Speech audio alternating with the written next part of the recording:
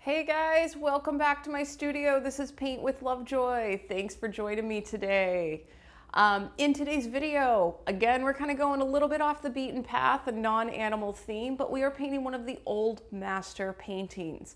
And this is really good if you've got a bunch of kids and they want to learn about Van Gogh, or if you're a beginner painter and you want something to just kind of get the ball rolling for you. We are going to be painting Starry Night. And I have simplified it so that way it is appropriate for kids and it is appropriate for first-time painters, just to kind of get a feel with some of the dash marks and the brush strokes that we're going to be making, and just kind of making it approachable and a little bit easier for you. So what you're going to see in this video is a link in the description box below to what I call your supply kit. And your supply kit is everything that you need for this particular painting, all your colors, your brushes, anything else that you might need. So check that link below, gather what you need, and then move on to acquiring your Traceable. And there's a link below for that as well. And your Traceable is a way for you to get that initial image of your composition on your canvas before you even start painting. And for a lot of the kids, and even my first time and beginner painters, this is a big tool to use.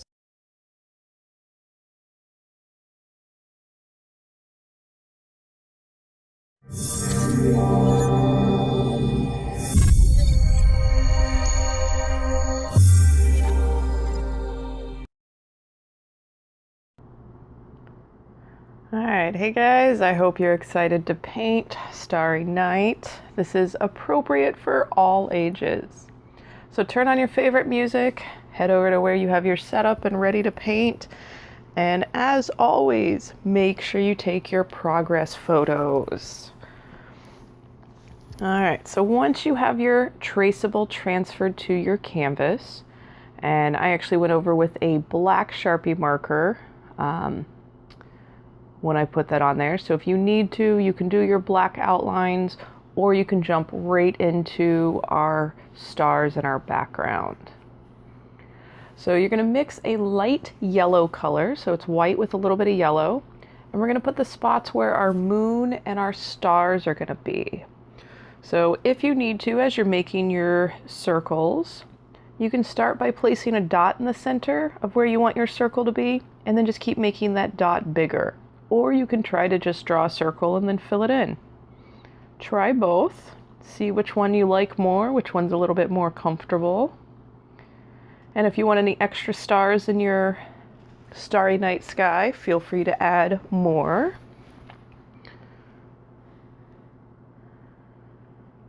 All right, and if you're holding your breath right now, make sure you breathe. We do tend to hold our breath when we are doing something for the first time. So just relax.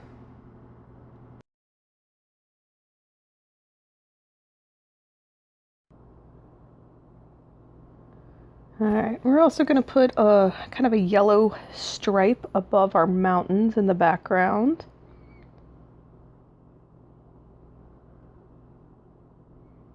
There we go.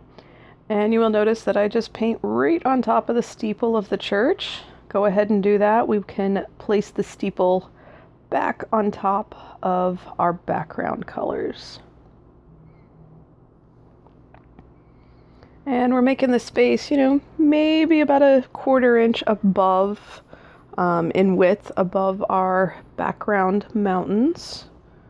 If you make yours smaller or larger than what I paint, again, totally okay.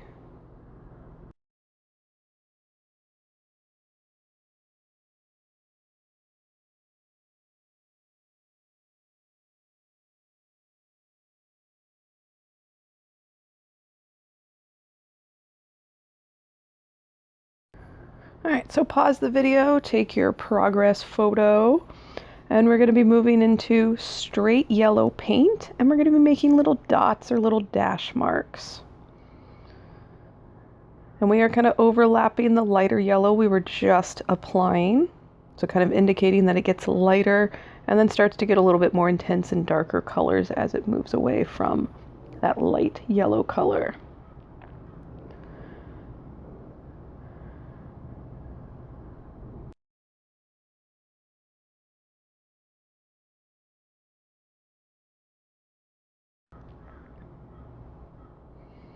All right, so as you go around the circles, again, they're little dots or little dash marks. Each one of you is going to have your kind of your own style, so just embrace it.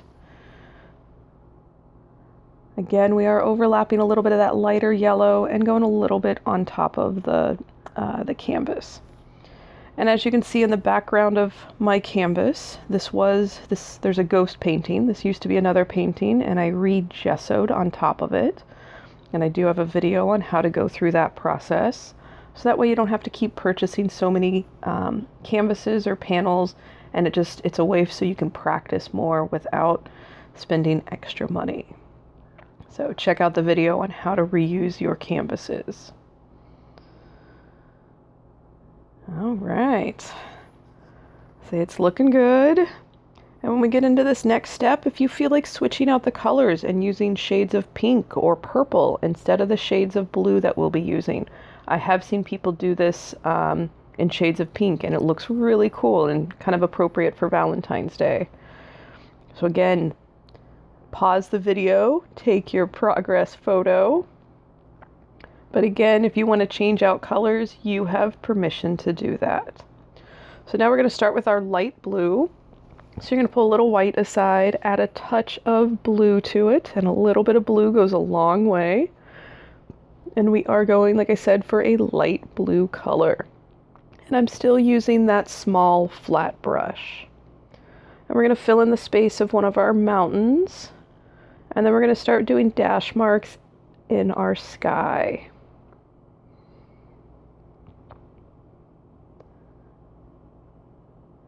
Again, if you happen to go over those lines, it's okay. If you need to switch down to a smaller brush, feel free to do that.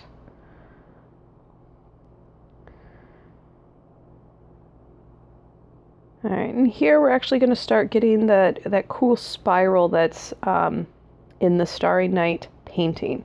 So just kind of take a look at where I'm placing those lines, and when I come to the yellows areas, I kind of pick my brush up and then pick it back up on the other side of those yellow dots. And we're going to get some of those swirls of the wind happening. Again, it kind of indicates the movement in the sky that Van Gogh painted. If your spirals look a little bit different than mine, that's okay. If you want to add some extra spirals in there, go right ahead. And by placing these lines in here, it kind of helps as we move into the next steps for the direction of our dash marks that we'll be making. Again, to kind of indicate the amount of movement that is happening in the sky as Vincent van Gogh saw it. So now we're making that section a little bit wider and kind of filling it in with the light blue paint. We will be putting darker dash marks on top of this light blue paint. Again, as you paint these, I do want you to utilize the pause sections on the videos and use the power of observation. The places that you see me place the color, do your best to kind of mimic that. If your shapes are larger or smaller than what I place on there, again, it's okay. Just the fact that you are actually painting, that's half the battle.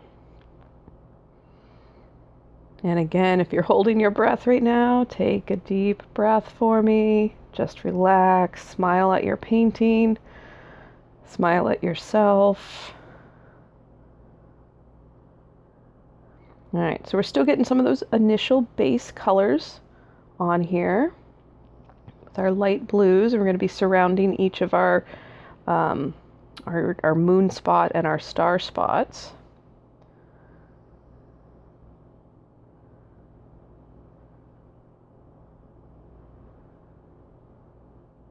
All right, and again, if you happen to paint over any of these things, we can reapply them. All right, pause the video, take your progress photo, and we're going to go in for a medium blue. So all I'm doing is grabbing a little bit more blue and mixing right on top of the pile I was just using. And you do want to go a few shades darker than what you were making. So if your shade of blue is a little different than mine, again, it's okay. But you do want to go just a few shades darker than what you were just painting. And we're going to fill in some of the hills in our city, in our ground area. And then we're going to fill in some more in the sky. Again, just chiseling away that white space as we fill in the canvas and get to our underpainting.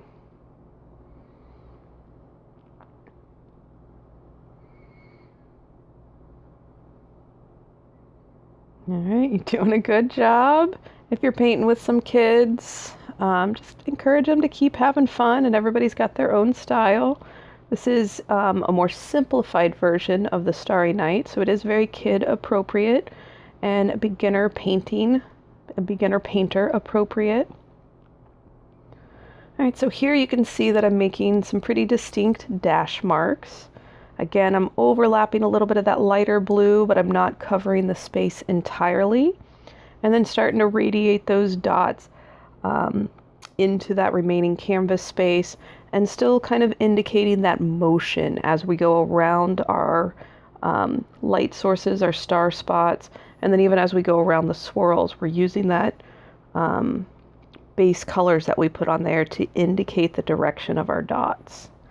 And again, this just kind of helps with giving that impressionistic feel and a feel of a lot of movement. If you would like to try the angled brush, this one's a really nice brush to use, because then you can just kind of touch your brush to that canvas, use the width of it, and get all those dash marks in there. You're also welcome to use the small pointy brush and just again make long dash marks. If you've got all the brushes, give each one of them a try, just again to get more comfortable with your tools. Here we're going over the light blue area of the spirals, the wind movement.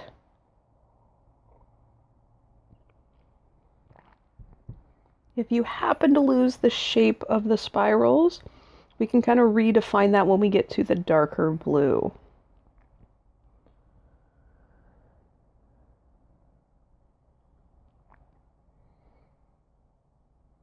All right, you're doing good. Relax and breathe. Smile at your painting again. Hopefully you've got your favorite music on and you're just having a nice painting session. All right, so we're putting some of those dots on our ground, our mountain in our little village down here. And you can see that I put it on the middle, but it's the exact same shade, so that's why it doesn't show up. So we do need a bit of that contrast with a light color next to a darker color for our dots and our dash marks to show up. Here I am going right above those mountains, doing those little dot marks right on top of that light yellow, but still allowing some of that yellow space to shine through. All right, take your progress photo, pause the video, take your progress photo. And now we're going to go into a darker blue. And still using that blue and just mixing it right on top of the pile that I had, so that way I can go a few shades darker than what I was doing.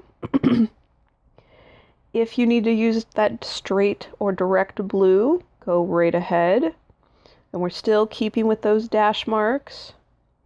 And you can see on the top of that cypress tree, I just painted my dash marks right on top of it. Just because it does get too tedious to kind of make those little dot marks in that small of space. So when we get to that cypress tree, it's going to be a pretty dark color, and we're just going to paint right on top of our background and reapply it. So with this particular shade of blue, we are going to be filling in the remaining canvas space, the remaining white canvas space, with these dot marks or dash marks. So if you have to add more dots or dashes than I do to fill up your space, then go ahead and do that. But again, we're just kind of getting that space situated, our underpainting into its stages before we put our second and third layers on here.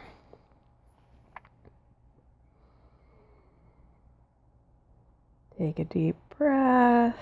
You're doing a great job.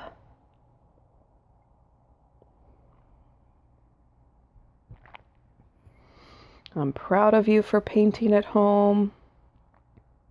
It's a rather intimidating thing for a first-time painter to paint at home. So again, I'm proud of you for going through the process. You will get more comfortable and better the more that you practice this, just like anything.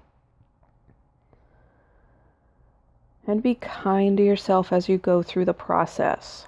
Every single person is their own worst critic, so try not to listen too much to the little voice in your head that's telling you all the things you're doing wrong.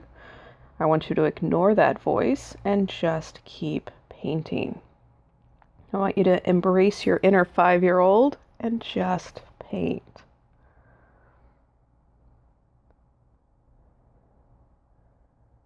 And hopefully this is not the only painting you do this month or this year.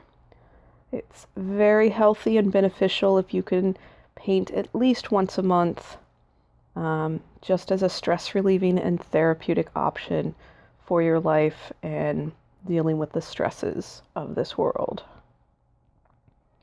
All right, so now I'm actually kind of grabbing that straight blue. We're going to fill in that last mountain and our foreground, the last bit of the space at the bottom of our canvas. And again, like I said earlier, trust your instincts. If you feel like putting this color someplace that I don't put it, perfectly okay. And again, those of you that are switching out your colors, maybe you're using shades of pink or shades of purple, just switch out each color. For the light blue, it would be a light pink or light purple. For our medium color, our medium blue, switch it out with your medium red or pink or purple. And then for your darkest area, it'd be more of that direct purple or blue in place of, or purple or pink in place of the blue. Sorry about that. Hopefully it didn't confuse you. All right, so now we're putting those dot and dash marks on top of some of our mountains, still using that direct blue, that straight blue.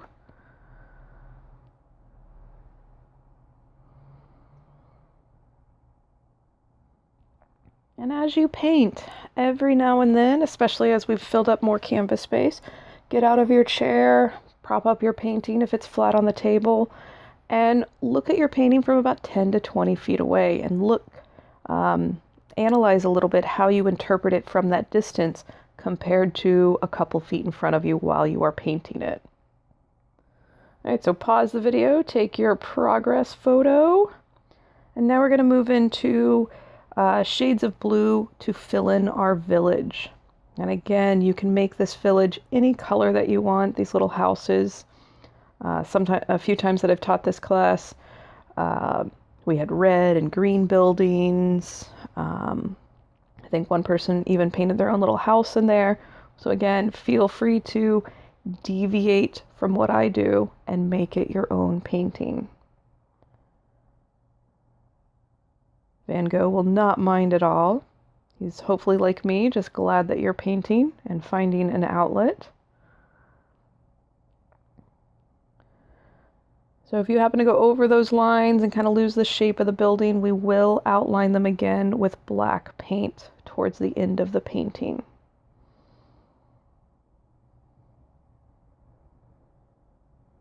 There we go. I'm going to kind of put the steeple on that church again. I'm using that small flat or a small pointy brush. And again, just play with the pressure of your brush. All right, pause the video, take a progress photo now that your village is filled in. And now we're going to add blue with a little bit of black. Or actually the opposite way. Black with a little bit of blue. There we go. So we are going pretty dark. And we're going to fill in our cypress tree.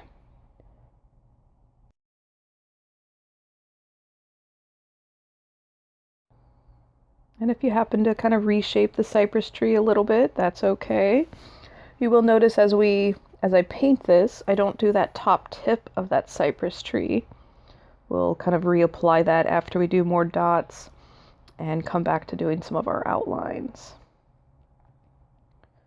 But as you're playing with this, just kind of play with the pressure of your brush. Notice that the harder you push your brush against the canvas, the wider brush stroke it makes, or more of your brush strokes show up.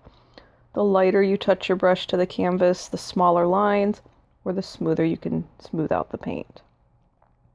All right, pause the video, take your progress photo. And we're going to be going back to our light blue and filling in any remaining space of the canvas. So any place that you can see white shining through on your canvas, we're going to put this light blue there and just fill it in.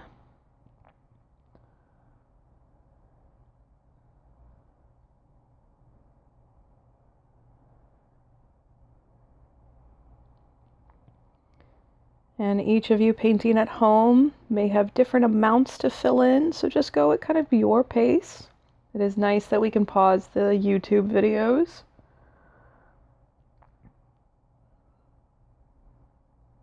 And again, we're just getting to that underpainting to where we have no canvas space remaining. And a lot of things in art, especially first-time painters, and even myself, as much as I've been painting, I do get kind of frustrated in those middle stages. So kind of keep that in mind, keep painting, go through the entire process. Don't stop in the middle and just throw this away, because a lot of painting, many things kind of come together in those last couple of stages when we apply the white or when we apply our black outlines and kind of give it a bit more definition and contrast.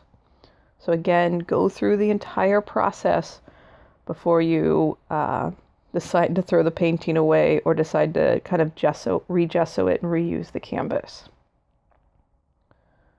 When I have my students in class, I kind of compare it to an athlete that trains and competes to do the 100-yard dash.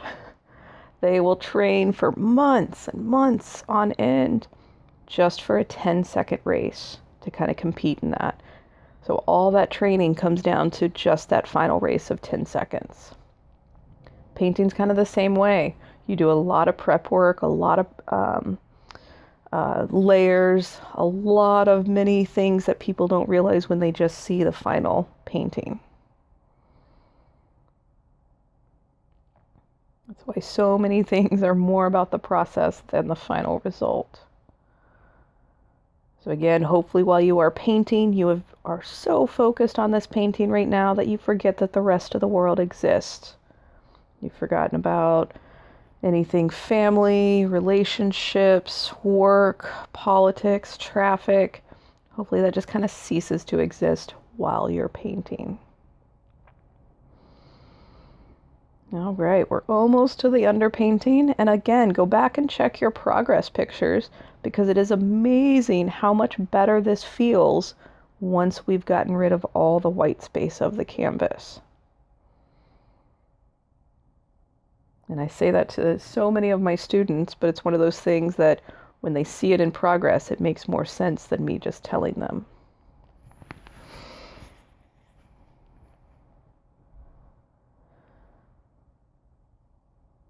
All right. You guys are doing great. All right, pause the video, take another progress photo. We're going to go to our blue paint, kind of redefine some of our definitions. So going for that dark blue. And again, you can see it's kind of bold on here since we just applied the lighter blue in so many spaces. And this is part of that contrast that I was talking about. Kind of having an intenser, darker color next to some of these lighter spaces. It does kind of help direct our eye on how we view the painting. And as you go back through your progress pictures and when you look at your final piece for Starry Night, kind of take note as where your eye goes when you look at a piece of art. Does it start in the top left corner and kind of wind its way around and then maybe go back to another element? Or do you start on one side and then just you're ready to look off the canvas? Start noticing that, how your eye travels across an image, a photograph or a painting, as you're looking at a magazine or as you look at artwork or as you start looking at stuff. Notice, how does your eye stay on the canvas? And as an artist, you don't want your viewer to look at your painting and then just ready to look at the next one. You want to keep them engaged and constantly looking around your painting because there's new things to discover.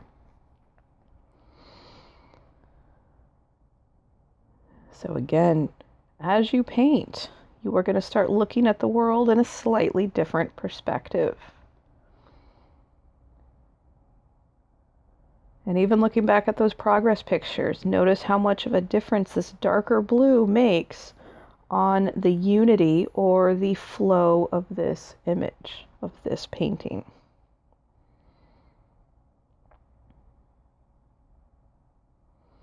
And I like to tell my students that it's very satisfying the next day after you paint to flip through your pictures and in 30 seconds see the difference of transforming a white canvas to your final piece. We'll scratch that. All right, so pause the video, take your progress photo. We're going to go back to that blue and black mixture to get those dots kind of on our foreground.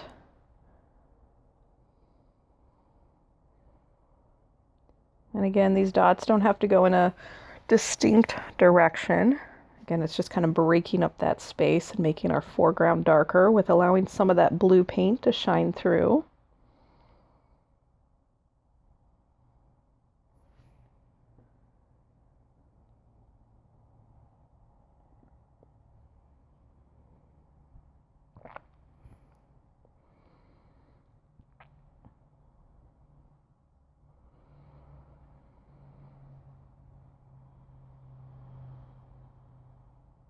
All right, pause the video for another progress photo.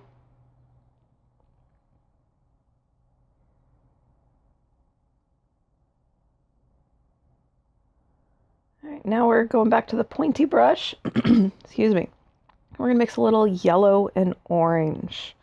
And I do want it a little bit more on the yellow side. We're going to go back to the glow of our stars and our moon space.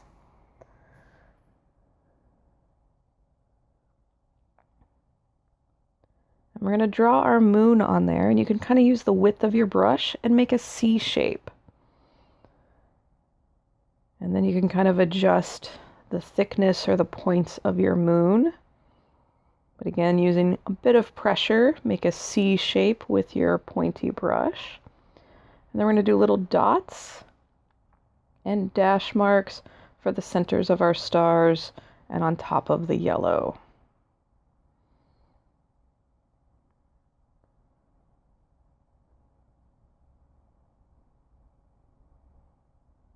And again, this just kind of brings another contrasting value on top of our light spaces.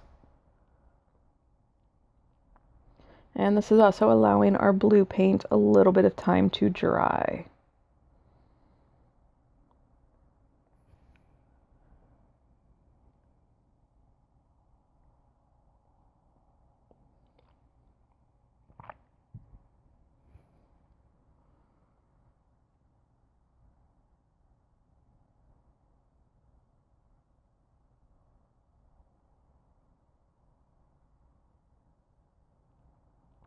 All right, you're doing good. If your blue paint is wet and you happen to get a little on your brush, just wipe it off. All right, pause the video, take your progress photo. You're doing a great job. Now we're still using that small pointy brush, and we're going back to our blue and black mixture. There we go. And we're going to put the top of our cypress tree, go right over our background. Kind of redefine that. If your blue paint is still wet, you can apply this darker color a little bit thicker to kind of compensate for that wetness of the paint. In painting, the darker color usually wins out over the lighter color when they're both wet and you blend them together.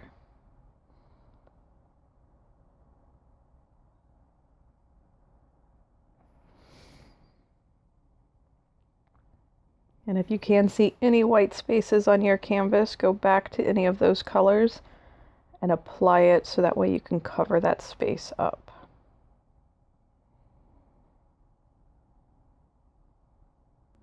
All right, so now we're going to outline our village again. And again, use light pressure with this. If you like your village as is, because you've used different colors and it's got a nice distinction, you can skip this step. Completely your call. If it's too much doing these tiny little spaces, you can let your paint dry and you can use a Sharpie marker. There's always options in art and life.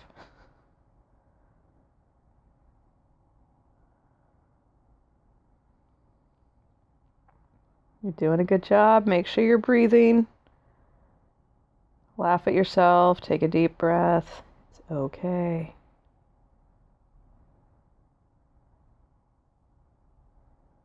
And if you do find yourself getting frustrated with the process, just maybe think of something else that you had to put effort in and learn and get comfortable with, and how much better you got after a month or two or even a year or two.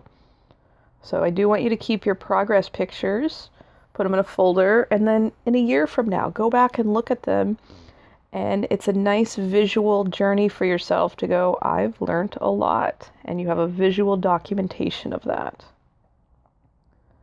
The progress pictures are important for many, many reasons. All right, so now we're going to be going into white, and again, kind of increasing that contrast with the white.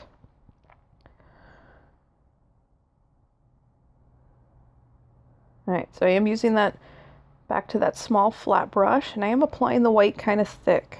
If your paint is still wet, you may want to consider letting it dry before you put your white on there, because you will notice that the white is going to pick up any wet paint and it's going to adjust the color. And I do want this to stay pretty pure white. Again, it gives us a nice contrast. So we are putting this white inside that, those kind of spiral shapes, the wind spiral shapes. It'll be going around the stars. We are going to put some highlights in our cypress tree. And again, trust your instincts. If you want to put some of this in a section that I do not put it in, trust that and give it a try.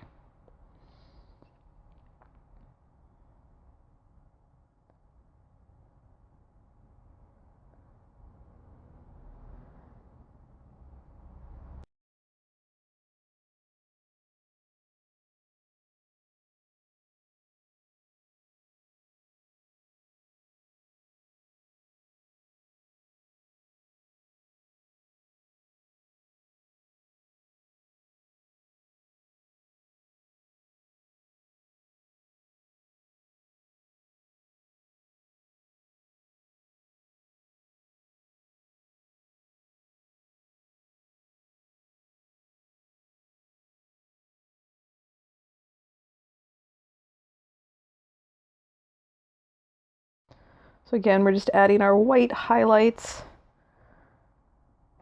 to help our eye travel along the canvas appropriately and to keep our viewer kind of engaged. As you're doing your highlights on your cypress tree, these are not all connected lines. They don't even have to be fully filled in. If you have some of the texture of the canvas that gets picked up, that's okay. It's kind of to your benefit. If you end up painting more of these white lines than you like, you can go back with your blue-black and reshape or paint over.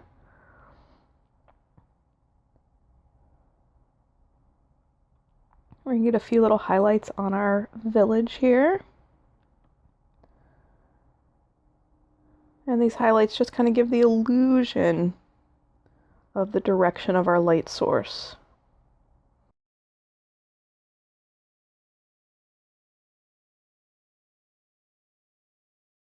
All right, pause the video, take your progress photo. We are almost done. You're doing a great job. So if you want to take that small pointy brush and yellow paint, we're going to put a few little windows and highlights in our village. Completely optional.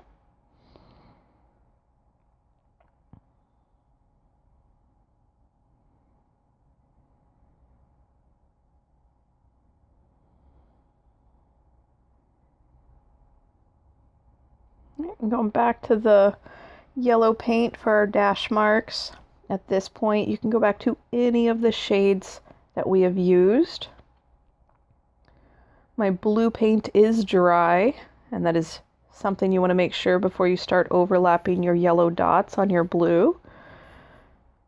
Because if you remember, yellow and blue make green, and unless you want that in your painting, you do want to let it dry so the yellow can kind of sit on top of the blue independent of the blue without mixing.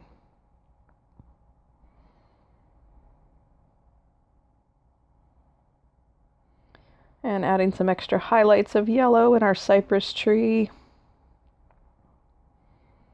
Again, it just kind of helps break up the space and kind of keep the movement of this painting.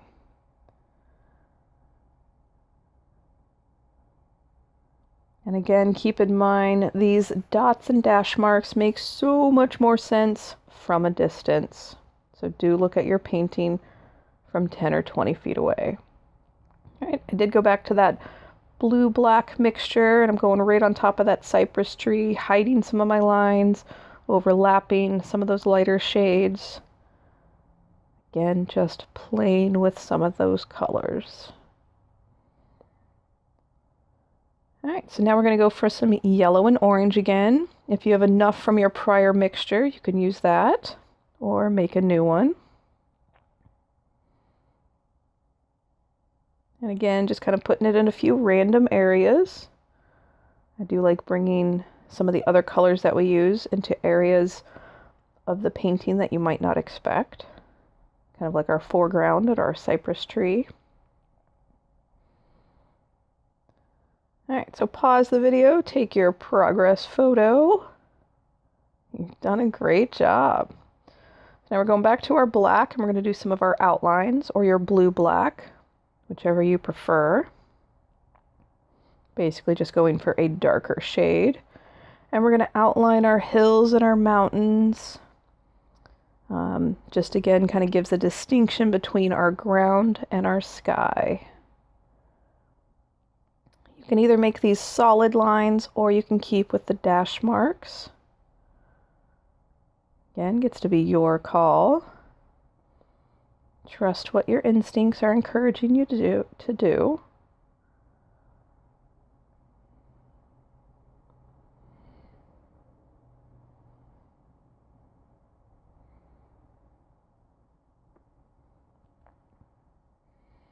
Nice, this is looking good. Again, I recommend that you do this painting a couple of times. Check out the other videos on my page. Check out the other YouTube channels with the tutorials. The more teachers, the more people you can learn from, the more diverse your knowledge and your skills are going to be.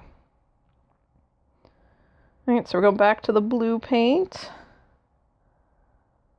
Small flat brush, and going back to our sky. Anywhere that you want to kind of reshape, redefine, give a little bit more contrast on top of our lighter colors. If you're overlapping the other colors underneath, that just adds more dimension to your painting. And especially as we're doing this section, get out of your chair, walk a few feet behind your painting and look at it from that distance and kind of where does it feel like you need to add the darker colors or the lighter colors. This is one of the nice paintings that you can do multiple layers on. If you hang this up on your wall for maybe a week or two or a month and you're just like, oh, I want to go back and I want this area lighter, I want this darker, take it off the wall and add another couple of layers on there. Again, that's one of the great things about acrylic paint.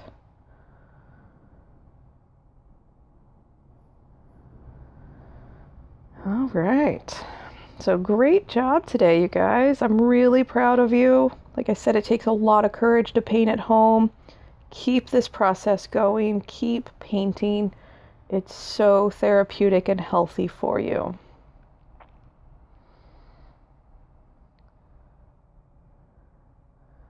All right, so going back in with some pure white in a few places that I want to make pop a little bit more, kind of like the swirl lines. Again, trust your instincts as we're in these final stages or final steps of our painting. And don't be afraid to really overlap some of these colors. And apply your white kind of thick, so that way it does have that more opaque quality on top of these other colors.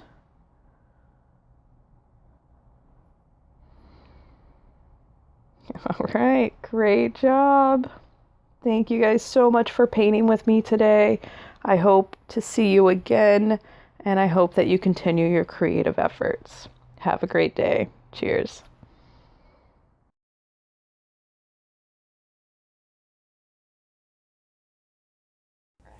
Hey guys, I hope your Starry Nights paintings turned out really nice. I hope you like them. If you do this video again, maybe switch out colors. I've seen some people do this with shades of pink instead of shades of blue or shades of teal, but feel free to get kind of expressive with it and change it out. As you're uploading your images to social media, please tag me at paintwithlovejoy or hashtag paintwithlovejoy. I like to see your guys' progress, and it gives me encouragement to make more videos for you. So let me know how you're doing. Any comments, questions, concerns, subject matters that you want me to paint in the future, please leave those in the comments below. I do read those, and I take those into consideration when I'm making new videos. If you haven't subscribed to the channel, go ahead and do that. And share this channel, share this video, share your fun, share your paintings. Let other people know about this so that they can find a nice little creative outlet in their life as well. So I'm really glad that you painted with me, and I look forward to getting creative with you in the future. So have a great day. Cheers.